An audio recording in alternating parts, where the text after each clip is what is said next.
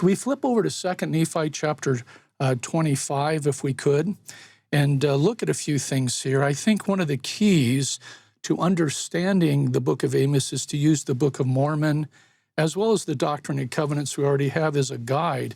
But it's interesting because you have Isaiah and Amos in that same 8th century BC. So after a dozen chapters that Nephi's using here in the Book of Mormon, now we see this commentary, but I think it could be what's being said about Isaiah could be also said as this additional witness in Amos. You see in verse 1 where Nephi's talking about they know not concerning the manner of prophesying among the Jews, right? These prophetic speech forms. And if you go to verse 3, it talks about knowing the judgments of God, which we see commencing in these first chapters.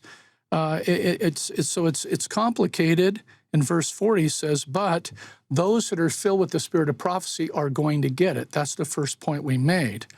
But I think this is also additionally really important in verse 6. And Tyler mentioned this. The idea of the way that we understand Isaiah or Amos is to, and I quote, to know concerning the regions round about and concerning the judgments of God. So once, in fact, W.F. Albright once said that the only way to understand Amos is to understand the geographical background. And we also mentioned this earthquake motif. It's interesting, they're still talking about this earthquake in the book of Zechariah 250 years later. And we also have evidence of it that's, archaeologists have unearthed in several places, but this is definitely, this voice is getting louder, and again, pulling from the Book of Mormon.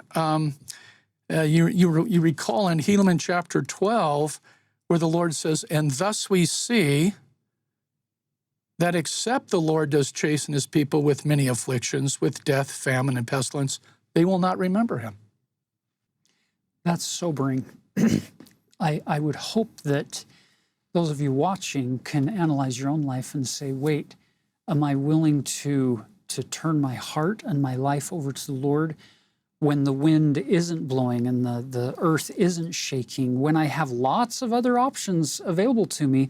Am I willing to trust him to the point where I give my life to him now while there's a clear choice? Because there will be a day when, how did Elder Maxwell put it? It will be impossible to stand, so it doesn't mean as much when you kneel at the coming of the Lord, because it's impossible to stand at that point.